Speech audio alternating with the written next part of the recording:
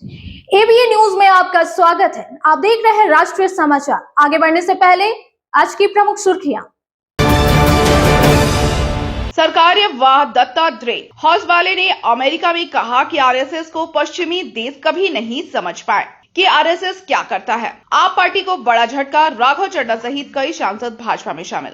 उत्तर क्षेत्र कृषि सम्मेलन में कृषि मंत्री शिवराज सिंह चौहान ने विकसित कृषि और फार्मर आईडी बनाने पर जोर दिया। केंद्रीय पंचायती राज राज्य मंत्री प्रोफेसर एसपी सिंह बघेल ने पंचायत विकास सूचकांक रिपोर्ट का विमोचन किया। कश्मीर के पहले state of the art ESIC अस्पताल का उद्घाटन केंद्रीय श्रम मंत्री मनसुख मांडविया ने किया। अब खबरें विस्तार से।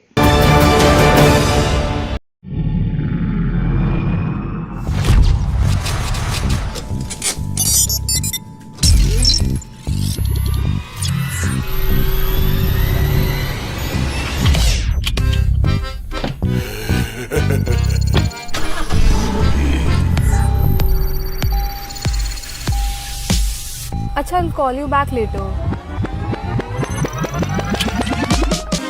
सुरक्षित रहेंगे, बर्बाद करेंगे।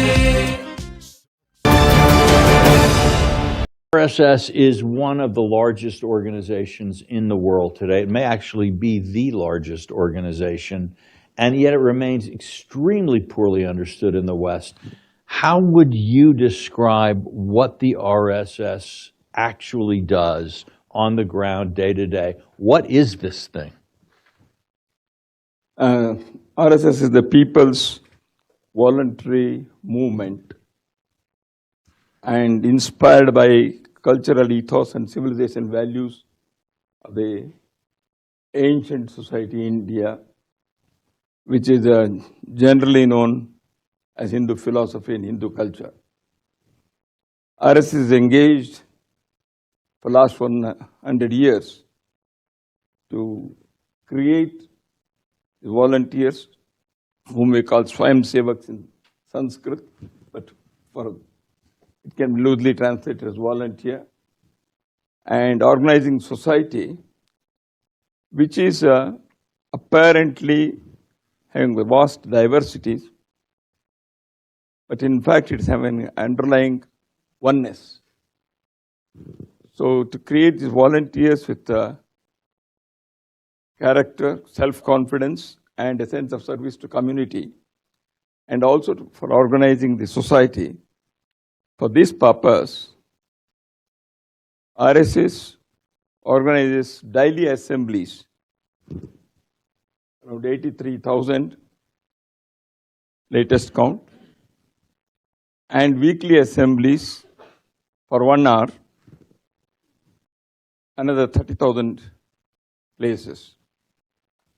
So through this 1 hour gathering, the inculcating of values of life, as I said, self-confidence, service-mindedness, and feeling of oneness is achieved. Pay back to the society to create human social capital for the purpose of society's betterment and nation's oneness. So that is the work of RSS. People of every walk of life and all age group have become the volunteers of this organization. RSS renders services like relief activity during natural calamities, and also on other occasions in the field of education, health, self-reliance, and rural development, environmental issues. So the RSS volunteers have created civic institutions numbering nearly 40. Most of them have become nationwide organizations engaged in nation building activities.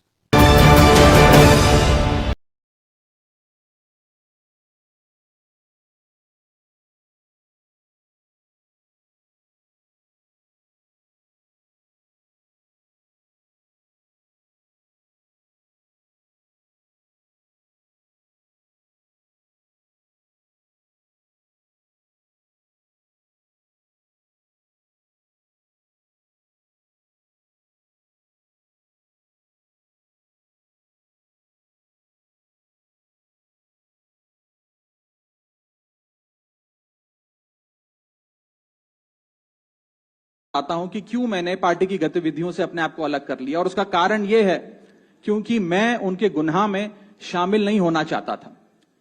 मैं उनकी दोस्ती के काबिल नहीं था क्योंकि मैं उनके गुनाह में शामिल नहीं था।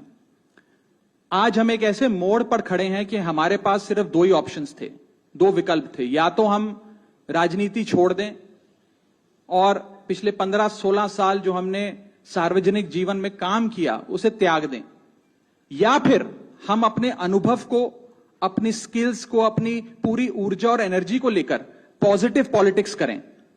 इसीलिए हमने ये डिसाइड किया that we the 2/3 members of parliament of the belonging to the Aam Aadmi Party in Rajya Sabha exercise the provisions of the Constitution of India and merge ourselves with the BJP। हम BJP में विलय करते हैं।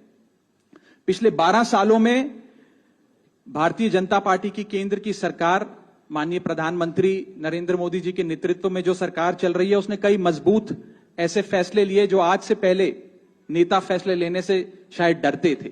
चाहे वो आतंकवाद की जड़ें उखाड़कर फेंकना हो या भारत को विश्व की टॉप इकोनॉमीज में लाना हो। और इस नेतृत्व पे जनता ने एक बार नहीं, 2 बार नहीं, 3 बार मोहर लगाई है।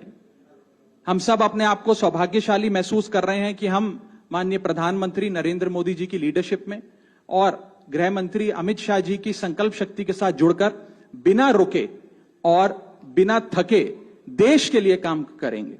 और जिन लोगों के मन में थोड़ी पीड़ा थी, दुख था कि मैं बतौर एक सांसद जो ऑर्डिनरी सिटीजन्स के ऑर्डिनरी इश्यूज को पार्लियामेंट में उठा रहा था, मैं शायद नहीं उठा पाऊंगा क्योंकि मेरी अपनी पार्टी ने मेरी आवाज बंद कर दी थी।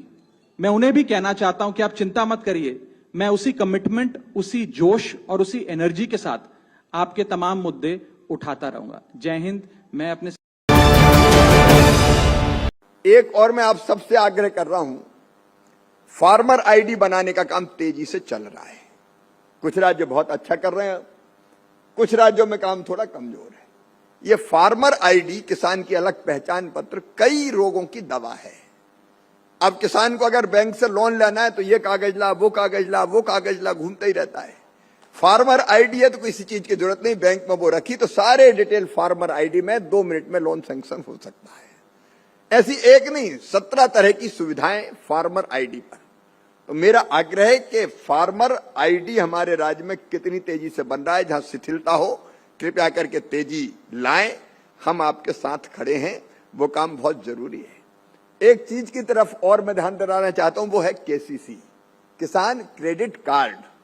अभी मैंने समीक्षा की तो पूरे देश में 7.5 करोड़ कार्ड बने हुए हैं, लेकिन उनमें भी एक किसान के 2-2, 3-3 खाते होते हैं, तो 2-2, 3-3 हो सकते हैं।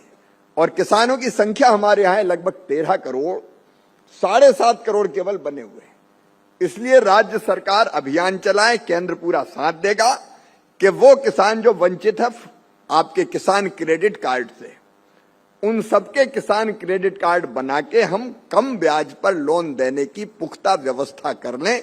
इसका छोटे किसानों को, लघु किसान, सीमांत किसान, जो मार्जिनल फार्मर है, उनको निश्चित तौर पर इसका बहुत लाभ होगा। तो मैं आपके साथ मिलके ये काम तेजी से करना चाहता हूं। मैं सबसे पहले केंद्रीय कृषि एवं किसान कल्याण एवं ग्रामीण विकास मंत्री माननीय शिवराज सिंह चौहान जी को और उनकी पूरी टीम को हृदय से धन्यवाद देता हूं कि उन्होंने पहली बार भारत सरकार की क्षेत्रीय स्तर पर इस कृषि सम्मेलन को आयोजित करने का निर्णय लिया है और उसे उत्तर क्षेत्रीय सम्मेलन उत्तर प्रदेश की राजधानी लखनऊ में आयोजित किया है। मैं इस अवसर पर उनको हृदय से धन्यवाद देते हुए उनके सहयोगी मंत्रीगण श्री रामनाथ ठाकुर जी का, श्री भागीरथ चौधरी जी का, सभी अन्य राज्यों से आए हुए कृषि और उद्यान मंत्रियों का, भारत सरकार और विभिन्न राज्यों के कृषि और उद्यान विभाग के अधिकारियों का मैं उत्तर प्रदेश शासन की ओर से हृदय से स्वागत करता हूं, अभिनंदन करता हूं। वास्तव में यह एक व्यावहारिक दृष्टिकोण है। अलग अलग देश के अलग अलग क्षेत्रों में अलग अलग एग्रो क्लाइमेटिक जोन होने के कारण वहां की अपनी भौगोलिक और क्षेत्रीय स्थितियां वहां उस क्षेत्र के अनुसार तय करना, और अगर हम लोग अलग अलग जोन में इस प्रकार की गोष्ठी करते हैं तो उसके परिणाम भी आते हैं। निवेदन करेंगे हमारे मुख्य अतिथि महोदय से, प्रोफेसर एसपी सिंह बाघेल जी से, कि कृपया पंचायत विकास सूचकांक पाई 2.0 रिपोर्ट का विमोचन करने की कृपा करें। सर्वप्रथम डिजिटल इसका लॉन्च करेंगे, जिसके बाद फिजिकल कॉपी का भी लॉन्च होगा।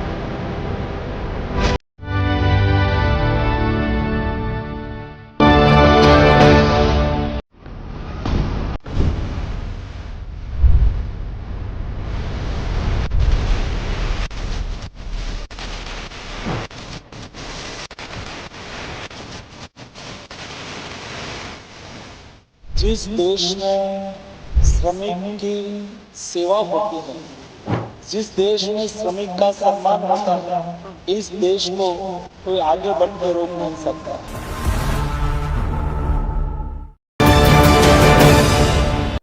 तो ये थी आज की राष्ट्रीय समाचार। ऐसे ही अपडेट के लिए बने रहिए हमारे चैनल के साथ।